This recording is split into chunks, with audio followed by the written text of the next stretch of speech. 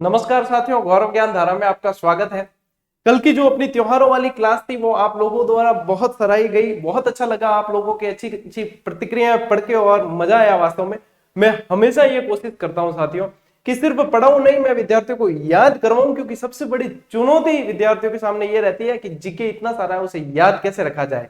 और विद्यार्थियों को नोट्स मेकिंग पैटर्न पे इसलिए पढ़ाता हूं ताकि उनके पास में एक बेहतरीन कलेक्शन हो जाए नोट्स का। नोट्स के लिए उन्हें इधर उधर कहीं बगले झांकने की जरूरत न पड़े कि हमारे पास में मैटर की कुछ कमी है या ऐसा महसूस ना हो, और उसे समझते हुए कंसेप्ट को क्लियर करते हुए याद करते हुए आगे बढ़े। यही सब ध्यान में रख के पढ़ाता हूं। आप लोगों को पसंद आ जाता है वो बात अलग है, मेरा सौभाग्य है। आज अपन पढ़ने जा रहे हैं अलग अलग त्योहार। देखो, कल हिंदुओं के सारे त्योहार पढ़े थे, आज अन्य संप्रदाय जैसे कि मुस्लिम संप्रदाय है, सिख संप्रदाय है, जैन समाज है, सारे के मतलब ईसाई संप्रदाय है, ये सबके त्योहार भी अपन इन सब के त्योहार भी अब पढ़ेंगे। क्योंकि भारत एक धर्मनिरपेक्ष राज्य है, सांप्रदायिक सद्भाव वाला देश है, तो सभी त्योहारों को अपन को साथ में लेकर चलना है। देखो, सांप्रदायिक सद्भाव धर्मनिरपेक्ष देश कैसे है? छुट्टी चेटी चंड की आती है मनाते हिंदू भी है, छुट्टी ईद की आती है मनाते हिंदू भी है, छुट्टी दीपावली की आती है मनाते मुस्लिम भी है। तो ये धर्मनिरपेक्ष देश है, सांप्रदायिक सद्भाव वाला देश है। सभी हिंदू मुस्लिम सिख ईसाई आपस में चारों भाई भाई ऐसे ही नहीं कहा जाता। तो सबसे पहले अपन पढ़ने जा रहे हैं साथियों मुस्लिम संप्रदाय के त्योहार। सलाम वालेकुम शुरू करते हैं। जवाब में प्रतिक्रिया दी जाती है वालेकुम अस्सलाम। यदि मैं सही हूं तो जितने मेरे मुस्लिम संप्रदाय के भाई बहन जो जुड़े हुए हैं वो बिल्कुल अच्छी तरीके से, वास्तव में सर आज आनंद आने वाला है। तो आज मुस्लिम संप्रदाय के त्योहार आज पढ़ रहे हैं, और जितने भी हिंदू भाई बहन है उन्हें भी मैं ये संदेश देना चाहूंगा कि सांप्रदायिक सद्भाव बहुत बड़ी चीज होती है और इसके लिए बहुत बड़ा दिल होना चाहिए, तभी इस चीज को अपन एक्सेप्ट कर सकते हैं। मैं तो सभी से यही उम्मीद करता हूं कि धर्म संप्रदाय जाति वाति सब हटाकर सिर्फ एक ही रख देना चाहिए, भारतीय, बस। तब तो आए बात, मजा ही अलग हो जाएगा फिर। ठीक है, चलिए बातें होती रहेगी, अपन शुरू करते हैं। सबसे पहले मुस्लिम संप्रदाय के त्योहार। ठीक है, अब जैसे हिंदू पंचांग है, ये शक संवत विक्रम संवत ये सब पढ़ा, तो यहाँ पे जो है मुस्लिम संप्रदाय के साथ जो त्योहार है वो हिजरी संवत पर आधारित होते हैं, हिजरी संवत के अनुसार मनाए जाते हैं। और हिजरी संवत जो है वो चंद्रमा पर आधारित होता है। जब भी आप देखोगे ईद वगैरह जो भी मनाई जाती है तो चांद देखकर ये सब किए जाते हैं। तो हिजरी संवत भी चंद्रमा पर आधारित होता है, चंद्रमा के अनुसार इसकी गणना होती है।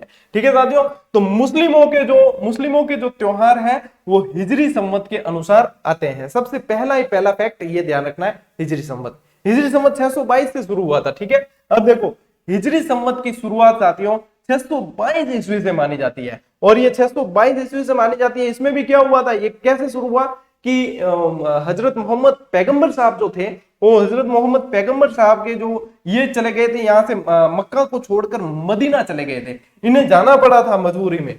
होता क्या है, जो व्यक्ति अच्छा ही चाहता है, जो व्यक्ति भलाई चाहता है, जो व्यक्ति कुछ सिखाना चाहता है अच्छा, उसका विरोध कहीं ना कहीं होता ही है। कुछ परसेंट लोग जो थे उसका विरोध करते, बड़ा चढ़ाकर करते। ये भी परेशान हो गए थे मोहम्मद साहब भी, तो इन्हें भी मक्का छोड़कर मदीना जाना पड़ा था। और उस समय फिर जो संवत शुरू हुआ था वो हिजरी संवत शुरू हुआ था। तो 622 ईस्वी में मक्का छोड़कर मदीना जाने के उपलक्ष्य में यहाँ पे हिजरी संवत की शुरुआत हुई, और हिजरी संवत पे आधारित ही मुस्लिम संप्रदाय के सारे त्योहार हैं। अब जैसे आपने चैत्र बैसाख ज्येष्ठ आषाढ़ ये तो सारे पढ़ लिए महीने, तो हिजरी संवत में कौन कौन से महीने आते हैं वो भी हमें ध्यान देना जरूरी है। एक बार जरूरी नहीं है कि सारे के सारे अपन को याद ही हो, लेकिन अपन पहला अंतिम इनको याद रखें तो बढ़िया है, और एक बार नजर डाल देते हैं, क्योंकि आगे जब अपन इनके त्योहार पढ़ेंगे मुस्लिम संप्रदाय के, तो उसके अंदर ये महीने आपको बार बार सामने आएगा कि ये सवाल महीने की इतनी तारीख को है, ये मुहर्रम महीने की इतनी तारीख को है, तो ये बार बार चीजें आएगी सामने।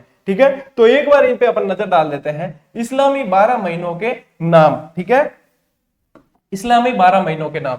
सबसे पहला साथियों आता है मुहर्रम। ठीक है, मुहर्रम ताजिए निकाले जाते हैं इसमें, अभी मैं त्योहार के अंदर बताऊंगा अभी अगली स्लाइड पर। उसके बाद में सफर, उसके बाद रबीउल अव्वल, उसके बाद रबीउल अखीर, इसके बाद में जमादिउल अव्वल, उसके बाद में जुमादा अखीर, इसके बाद में आता है रज्जब, इसके बाद में शाबान। शाबान कई जगह अपने को किताब में सावन भी लिखा मिलता है। ठीक है, ये सावन मेरे ख्याल से वही साबान ही है, मैंने भी सावन लिखा है, लेकिन ये है क्या, साबान महीना है, साबान।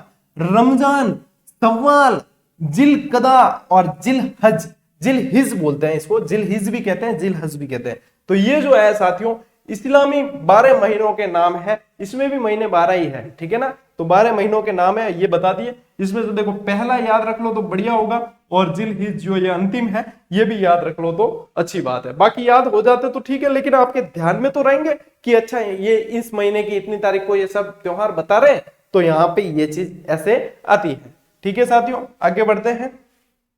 अब आते हैं अपने यहाँ पे त्योहार मुस्लिम संप्रदाय के। ठीक है, सबसे पहला त्योहार है साथियों अपने मुहर्रम। ठीक है, मुहर्रम के अंदर देखियो, ये मुहर्रम माह की ही 10 तारीख को आता है। मुहर्रम माह की ही 10 तारीख को आता है। अभी महीनों के अंदर आपको सारे महीनों के नाम बता दिए। मुहर्रम माह की 10 तारीख को आता है। हजरत इमाम हुसैन, इमाम हुसैन कौन थे? मोहम्मद साहब के नवासे थे। ठीक है, हसन और हुसैन कहा जाता है। ठीक है, 2 नवासे थे। तो हजरत इमाम हुसैन के बलिदान के रूप में, कहा बलिदान का? करबला के मैदान में, करबला के मैदान के अंदर इनके बलिदान के रूप में इस दिवस को, मुहर्रम को मनाया जाता है। मतलब शोक के रूप में मनाया जाता है एक तरीके से। ये इस दिन साथियों क्या होता है, ताजिए निकाले जाते हैं। और ताजिए भी मतलब जो प्रसिद्ध ताजिए होते हैं उनकी हाइट बहुत होती है। कई बार अखबारों में अपन पढ़ते हैं कि 50 फुट का ताजिया निकाला, 60 फुट का ताजिया निकाला। तो ये मतलब बहुत चाव से इस त्योहार को मनाते हैं। तो ये ताजिए निकाले जाते हैं। ताजिए में ध्यान रखना कि ताजिए में एक वाद्य यंत्र काम में लिया जाता है, ताशा, ताशा बजाया जाता है ताजिए में। ये प्रश्न कंपटीशन की दृष्टि से बहुत इंपॉर्टेंट है, बहुत बार पूछा जाता है कि ताजिए में ताशा बजाया जाता है। ठीक है, और फिर मैं हालांकि हो सकता है इस मामले में अज्ञानी हूं, लेकिन इस संप्रदाय के लोग बहुत जानते होंगे अच्छी तरीके से कि यहाँ पे हाँ सर इस तरीके से बनाया जाता है। मेरे ख्याल से, यदि मैं गलत हूं तो बताना, मेरे ख्याल से ताजिए फिर निकाले जाते हैं तो फिर जैसे कहीं नदी में या वहां ले जाकर और फिर दफनाए जाते हैं। अब उसमें से क्या कैसे दफनाते हैं, देखो कभी देखने का अवसर मिला नहीं ऐसा, लेकिन ये मेरे ख्याल से ये चीज है जो सुनी हुई है बात, वो सुनी पड़ी है, वो बात ये है कि फिर बाद में ये दफनाए जाते हैं। इस तरीके से ताजिए जुलूस निकलता है ताजिए का, और ताजिए निकाले जाते हैं। और आपको बताऊं सांप्रदायिक सद्भाव की बात, जब ताजिए निकलते हैं तो मतलब जब हिंदुओं के घरों के बाहर से निकलते हैं तो मुस्लिम भाई जो होते हैं उन ताजियों को रोकते हैं, और हिंदू भाई और उनके जो बच्चे होते हैं वो उस ताजिए के नीचे से निकलते हैं। ऐसा कहा जाता है कि उसके नीचे से निकलना शुभ है, कभी बीमार नहीं पड़ते बच्चे, और यदि उनके ऊपर कुछ ऐसी हवा वगैरह होती है तो वो भी दूर हो जाती है, ऐसा कहा जाता है। और मैं खुद जो है कई बार छोटा था जब ताजिए के नीचे से निकला हुआ हूँ, और बड़ा मजा आता था, आनंद। और ताजिए जब होते थे, ताजिए निकलते थे तो मतलब कई मेला टाइप लगता था ऐसे, और वहां पे हिंदू मुस्लिम सभी बच्चे जो है मिल बांट कर वहां मतलब लारियां वगैरह खूब आती है तो आनंद करते हैं। हामिद वाली कहानी पढ़ी है ना, कितनी इंटरेस्टिंग कहानी है वो चिमटे वाली। ठीक है ना, तो ये देखो ये होती है सांप्रदायिक सद्भाव की भावना। ठीक है, अब कई लोगों के मन में ये आता है कि नहीं ये ऐसे वैसे। देखो अपवादी तत्व है ना, हर समाज में हर संप्रदाय में होते हैं, हिंदुओं में भी है, मुस्लिमों में भी, सिखों में भी है, ईसाइयों में। अपवादी तत्व सभी जगह होते हैं, जो जिसके कारण यदि पूरी कौम बदनाम होती है। देखो सभी के अंदर अपवादी तत्व होते हैं। ठीक है, तो यदि इसके चक्कर में पूरी कौम को ही बदनाम किया जाए तो वो ठीक नहीं है। तो जैसे कई जगह देखो अपवादी तत्व है, जो बदमाश होते हैं वो तो सभी जगह पाए जाते हैं, आप सभी को पता है। ठीक है, 12 वफात जो त्योहार होता है साथियों, वो रबीउल अव्वल माह की 12 तारीख को। याद कैसे रखना है, 12 वफात से 12 तारीख आपको याद हो जाएगी। ठीक है, 12 वफात से 12 तारीख आपको आसानी से याद हो जाएगी।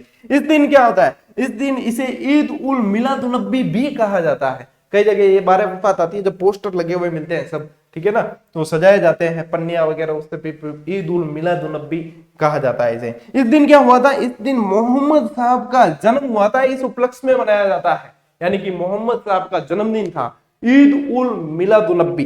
ठीक है ना, ईद उल मिलादुन्नबी या 12 वफात कहा जाता है इसे। ठीक है, ये 12 वफात 12 तारीख को आती है, रबीउल अव्वल की 12 तारीख को। कंपटीशन में आज तक इनकी तारीखें नहीं पूछी गई, लेकिन ये पूछ लिया जाता है कि ये किस उपलक्ष्य में मनाया जाता है, ये पूछ लिया जाता है। ठीक है, तो ये ध्यान रखना, तारीख याद नहीं हो कोई बात नहीं। इसके बाद में फिर पढ़ते हैं अपन सब ए बारात। सब ए बारात में क्या हुआ था साथियों, ये देखो ये सावन हुई है। ठीक है, साबान माह की 14 तारीख को ये मनाया जाता है। इस दिन क्या हुआ था, मोहम्मद साहब की जब खुदा से मुलाकात हुई थी। क्या हुआ था, मोहम्मद साहब की खुदा से मुलाकात हुई, इस उपलक्ष्य में ये मनाया जाता है, सब ए बारात मनाया जाता है। ठीक है साथियों, सब एक कद्र, इसके बाद में अपन पढ़ते हैं सब एक कद्र, रमजान माह की 27 तारीख को। सब एक कद्र कब मनाया जाता है? रमजान माह की 27 तारीख को मनाया जाता है। और इस दिन साथियों कुरान को लिपिबद्ध करके धरती पर उतारा गया था, ऐसा बताते हैं। कुरान जो मुस्लिम संप्रदाय का पवित्र ग्रंथ है, जैसे हिंदुओं का पवित्र ग्रंथ है आपके भगवत गीता, ईसाइयों का पवित्र ग्रंथ है बाइबिल, सिखों का पवित्र ग्रंथ है आदि ग्रंथ, ठीक है ना, गुरु ग्रंथ साहिब। और इसी तरीके से मुस्लिम संप्रदाय का प्रमुख ग्रंथ कौन सा है?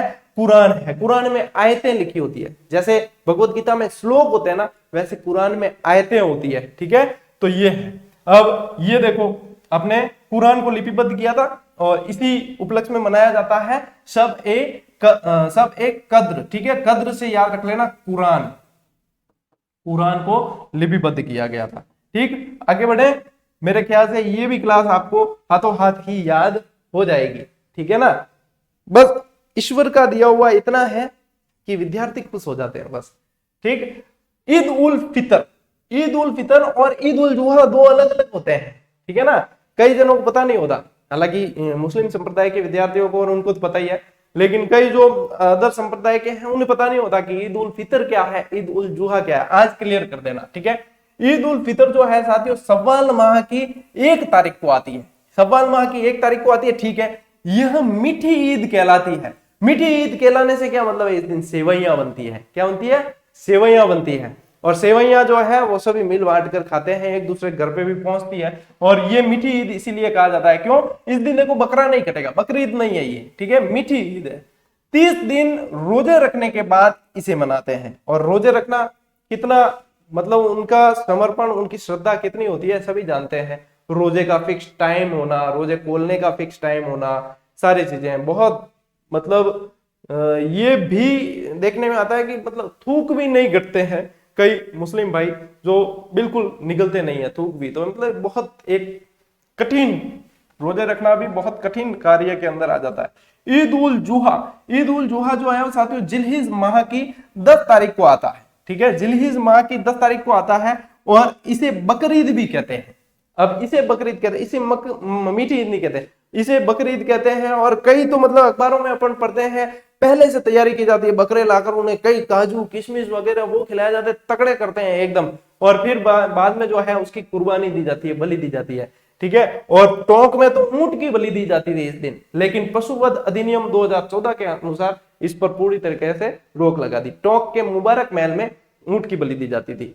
ठीक है, तो यहाँ पे अब ये जो है इन दोनों में ही कंफ्यूजन होगा ज्यादातर आपके, तो इन्हें याद कैसे रखोगे? ठीक है ना, इसे याद रखने के लिए मैं जो तरीका कहूंगा उसी तरीके से आपको याद रखना है। ठीक है, तो इसे याद रखना है, चलिए इसे याद रखने का तरीका बता देते आप। जब हमने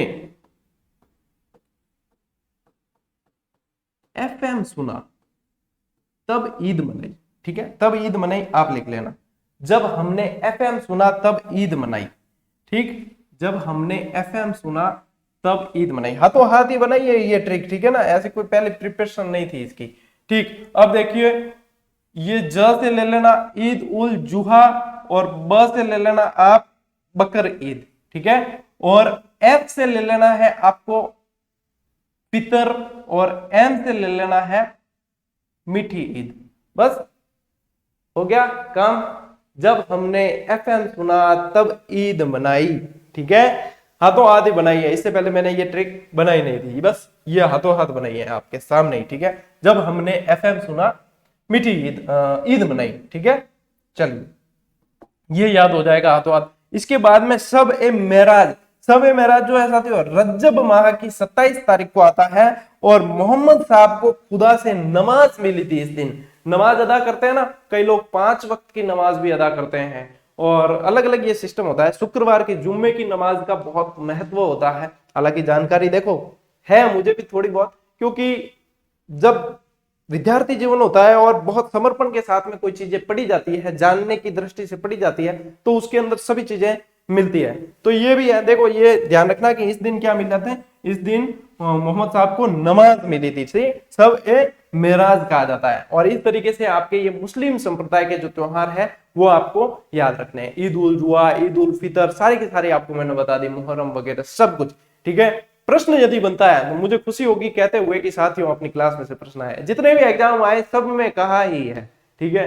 क्यों, जितने टॉपिक पढ़े, जितने एग्जाम हुए, उसमें कहीं भी प्रश्न बाहर नहीं गए। और अब तो आपके पास में ब्रह्मास्त्र आने वाला है, और ब्रह्मास्त्र आपको पता होना चाहिए कि अचूक होता है, अचूक, ठीक है। अब विद्यार्थियों को मुझे पता है, अब आप लोगों की जितनी उत्सुकता है उतनी ही मेरी भी उत्सुकता है, ठीक है ना। क्यों, वो बाद में बताएंगे, ठीक। चलिए अब आगे बढ़ते हैं। जैन धर्म के त्योहार। जैन धर्म के त्योहार में साथियों सबसे पहले आपको ध्यान रखना है दक्ष लक्षणम पर्व। इसमें मतलब थोड़ा बहुत तारीखें वगैरह ध्यान में रख लेना। दक्ष लक्षणम पर्व जो है वो चैत्र भाद्रपद और माघ माह की शुक्ल पंचमी से पूर्णिमा तक चलता है। चैत्र भाद्रपद और माघ माह की शुक्ल पंचमी से पांचम से आपके पूर्णिमा तक चलता है, ठीक है, पांचम से पूर्णिमा तक। पर्युषण पर्व, पर्युषण पर्व में क्या होता है, ये महापर्व कहलाता है वैसे। भाद्रपद कृष्णा 12 से द्वादश से, ठीक है, भाद्रपद कृष्णा द्वादश से भाद्रपद शुक्ला पंचमी तक ये चलता है, भाद्रपद शुक्ला पंचमी तक। जैन संप्रदाय के त्योहार पढ़ने जा रहे हैं अपने जय जिनेन्द्र, ठीक है, याद रखियो। यह महापर्व भी कहलाता है, एक बड़ा उत्सव मनाया जाता है। पर्युषण, पर्युषण भी कहते हैं। देखो जैन मित्र बहुत सारे हैं तो पर्युषण कहते हैं। जब भी फोन आता है जैन मित्र का किसी का, मैं पहले ही कह देता हूँ जय जिनेन्द्र, वह धकलो राजी अपर के करो, पर हमें बता दियो यार, मैं भी देख ली तो कही अच्छा जय जिनेन्द्र के मन राजी करनो सावे। हालांकि जैन है भैया की बातों में आवे कौन, ठीक है ना। सुगंध दशमी, सुगंध दशमी जो है वो साथियों भाद्रपद शुक्ला दशमी को, शॉर्ट में लिखा हुआ है समझ लेना। रोट तीज, रोट और खीर बनाई जाती है इस दिन। भाद्रपद शुक्ला तृतीया को मनाया जाता है। और पड़वा ढोंक ये आश्विन कृष्णा सातम को मनाया जाता है। ये आश्विन कृष्णा सातम नहीं है, सॉरी साथियों, आश्विन कृष्णा एकम को मनाया जाता है ये प्रतिपदा, ठीक है। दिगंबरों में ये क्षमा याचना पर्व है। क्षमा याचना, दिगंबर और श्वेतांबर दो संप्रदाय हुए, दिगंबर और श्वेतांबर। श्वेतांबर देखो, श्वेतांबर जो श्वेत वस्त्र धारण करते थे, ठीक है, और दिगंबर, दिगंबर का मतलब है कि जिनके अंबर यानी जिनके वस्त्र दिशाएं हैं यानी कि वस्त्र धारण नहीं करते थे, वो दिगंबर कहलाए, ठीक है। वो ज्यादा कठिन तपस्वी माने गए दिगंबर, ठीक। समय याचना पर, वैसे समय याचना के लिए जैन संप्रदाय में एक शब्द प्रयोग किया जाता है, मिच्छामि दुक्कडम, ठीक है, यानी कि उस दिन सभी समय याचना मांग लेते हैं, जैसे जो भी किया भैया मिच्छामि दुक्कडम। मैं भी बैच रे लास्ट में मिच्छामि दुक्कडम कर दूं थाने कि भाई किन्ने कोई यूं वो। बाकी हालांकि मैं तो कह दियो कि जिनको भी मैं ये भी कहा था, कई लोगों ने अपने तो वैसे निःशुल्क टेस्ट मतलब निःशुल्क क्लासेस है, टेस्ट सीरीज भी लागत मूल्य में दी है बिल्कुल। और ये मतलब टेस्ट सीरीज में से भी इतने प्रश्न बनाए हैं तबियत के कि प्रश्न बाहर जाने की संभावना बिल्कुल कम है, ठीक है ना। अब उसमें भी भाई पता नहीं किसी को हजम नहीं होती चीजें, तो कोशिश करते हैं कि क्या पता बंद कर दें थोड़ा बहुत कहने से। तो भाई ऐसा है, न तो क्लास बंद होगी न टेस्ट सीरीज बंद होगी। जिसको लगता है आपत्ति होती ना वो अपनी आंखें बंद कर ले, सब बढ़िया इलाज है, खुद रे हाथ में ही हो, ठीक। बाकी विद्यार्थियों को जहां तक फायदा है, भला हो रहा है, तो फिर वो चीज बंद करने का कोई औचित्य ही नहीं है। यदि मैं बंद कर दूं आज तो एक दिन में 10,000 मैसेज का रिप्लाई देना पड़े, ऐसी कंडीशन हो जाए। मतलब क्लास भी बंद कर दूं तो समझ लो 10-15 हजार मैसेज एक दिन के आ जाए। और इतनी मतलब इतनी श्रद्धा कौन है कि एक दिन में इतना जवाब दे सकूं। यूं बढ़िया है, जो चल रहा है वो चलने दो। चलिए साथियों आगे बढ़ते हैं, ठीक है। जैन धर्म के भी आपको बता दिए, और उसके बाद में चलते हैं अपन ईसाई धर्म की तरफ। गुड मॉर्निंग, गुड इवनिंग, ये सब वहीं से आए। ईसाई धर्म की तरफ चलते हैं, ठीक है। ईसाई धर्म में सबसे प्रमुख त्योहार क्यों है, क्रिसमस है। कब मनाया जाता है, 25 दिसंबर। अटल बिहारी वाजपेयी साहब का जन्मदिन भी था इस दिन, ठीक है, 25 दिसंबर मनाया जाता है, ठीक। ईसा मसीह का जन्म हुआ था इस दिन। क्रिसमस के दिन सेंटा क्लॉज आता है पोटली लेकर, बच्चे सब मतलब अब तो यूं है टीवी देख देख कर अपने यहाँ भी बच्चे सब इंतजार करने लगे, सेंटा क्लॉज आएगा, कोई गिफ्ट लाएगा, कोई देखेंगे करेंगे ऐसे है। बाकी चलिए ये मतलब है, ये अपने कल्चर ये भी देखा है, ठीक है ना। सब जगह सजावट वगैरह की जाती है, जैसे मॉल वगैरह होते हैं, तो तो उसमें भी बहुत सजावट वगैरह की जाती है और ये सब है। बच्चे हालांकि राजी होते हैं कि सेंटा क्लॉज आएगा और ऐसा। भाई सेंटा क्लॉज अपना कोई देखे है कौन, ठीक है ना। ईस्टर, ईस्टर क्या है साथियों, ईसा मसीह का पुनर्जन्म हुआ था। ईसा मसीह को जब सूली पर चढ़ाया उसके 2 दिन बाद ईसा मसीह का पुनर्जन्म हुआ और वही ईस्टर के रूप में मनाया जाता है, ठीक है। गुड फ्राइडे, गुड फ्राइडे इस दिन ईसा मसीह को सूली पर लटकाया गया था, उस उपलक्ष्य में क्या मनाया जाता है, गुड फ्राइडे, ठीक है। असेंशन डे, असेंशन डे साथियों ईस्टर के 40 दिन बाद ईसा मसीह के वापस स्वर्ग लौट जाने के उपलक्ष्य में। अब देखो ईसा मसीह को सूली पर चढ़ाया, उसके बाद में ईसा मसीह का पुनर्जन्म हुआ, तो लगभग 40 दिन बाद में वापस स्वर्ग लौट गए और उसे किस दिन के रूप में मनाया गया, असेंशन डे के रूप में मनाया गया। ये आपके ईसाई धर्म से संबंधित प्रमुख त्योहार थे, ठीक है। अब बढ़ते हैं अपन सिख समाज की ओर। सत श्री अकाल पाजी, सत श्री अकाल, ठीक है। लोहड़ी, लोहड़ी 13 जनवरी को मनाया जाता है, फसल पकने के उपलक्ष्य में मनाया जाता है, फिक्स है, ठीक है, डेट वाइज मनाई जाए, 13 जनवरी मनाया जाता है। गुरु गोविंद सिंह जयंती साथियों आपके पौष माह की शुक्ल सातम को मनाई जाती है, शुक्ला सप्तमी को मनाई जाती है। गुरु गोविंद सिंह सिखों के 10वें गुरु थे, ठीक है, जिन्होंने गुरु परंपरा को विराम देकर और गुरु ग्रंथ साहिब को गुरु घोषित कर दिया था। ये वहां से गुरु गोविंद सिंह, ठीक है, पंचम ककार, वो पंचम ककार वाला कड़ा कच्चा केस ये सब उनके, ठीक है। इसमें क्या है देखो, गुरु गोविंद सिंह गुरु नानक से शुरू हुए, इनके नानक देव से शुरू हुए, ठीक है। इसकी भी एक ट्रिक है हालांकि मेरे पास, ना अंग अमर हुआ राम अर्जुन, हर हर हरि ते गोविंद, हर हर हरि ते गोविंद। अब आपके पास में गुरुओं की लिस्ट हो या नेट से उठाकर देख लेना है, रोक रोक कर सुन लेना, एक बार और बोल देता हूं, ना अंग अमर हुआ रामोर्जुन, हर हर हरि ते गोविंद, ठीक है। लास्ट में ते गोविंद बता दू, तेग बहादुर और गुरु गोविंद सिंह, ठीक है। अब देखो बैसाखी, वैसाखी जो है 13 अप्रैल को मनाई जाती है। 13 अप्रैल को क्या है कि 13 अप्रैल के दिन, 13 अप्रैल 1699, 13 अप्रैल के दिन खालसा पंथ की स्थापना की थी गुरु गोविंद सिंह जी द्वारा, इस उपलक्ष्य में ये मनाया जाता है, ठीक है। इसके बाद में अपन देखते हैं सिंधी समाज। सिंधी समाज का सही बताऊं मेरे को अभिवादन वाला शब्द याद नहीं आ रहा, बाकी इनके जो इष्ट मतलब इनके भगवान जो माने जाते हैं वो झूलेलाल जी माने जाते हैं, ठीक है ना। वो एक वो भजन है ना, वो लाल मेरे रखियो ख्याल झूलेलाल, वो वाला, ठीक है। असुचंड, असुचंड जो है साथियों फाल्गुन शुक्ल 14 को मनाया जाता है। इस दिन क्या मानते हैं, भगवान झूलेलाल के अंतर्धान होने पर यह मनाया जाता है। और चेटीचंड, चेटीचंड की तो छुट्टी आ रही है बार, ठीक। चेटीचंड, चेटीचंड भगवान झूलेलाल का जन्म इस दिन हुआ था, ये चैत्र शुक्ला प्रतिपदा को मनाया जाता है। तो इस तरीके से साथियों अपन ने लगभग त्योहार हिंदू मुस्लिम सिख ईसाई सभी के लगभग परीक्षा की दृष्टि से यदि देखा जाए तो अपन ने 2 क्लास में अपन ने बहुत सारे त्योहार पढ़ लिए हैं। मेरे ख्याल से आपको समझ में भी बेहतरीन तरीके से आए होंगे। चलिए आज की क्लास में आपको रिवीजन बूस्टर मिलेगा, ठीक है। अब मैं इस क्लास का आपके रिवीजन करवाता हूं, ठीक साथियों।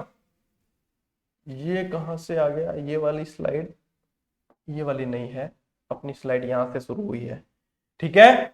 मुस्लिम संप्रदाय के त्योहारों से अपन ने शुरू किया था। चंद्रमा की गणना के आधार पर हिजरी संवत है, हिजरी संवत से क्या हुआ, मुस्लिम संप्रदाय के त्योहारों का शुरुआत हुई है। और इनके जो ये हिजरी संवत की शुरुआत 622 में जब मोहम्मद साहब मक्का से मदीना चले गए, मक्का छोड़कर मदीना चले गए, वहां से इनकी शुरुआत मानी जाती है। फिर अपन ने 12 महीनों के नाम पढ़े जो आप पढ़ सकते हो। सबसे पहला मुहर्रम, सबसे अंत में अपन ने जिलहिज पढ़ा है और ये आपने व्यवस्थित तरीके से पढ़ लिए थे, ठीक है। फिर आ गए अपन दूसरी स्लाइड पर।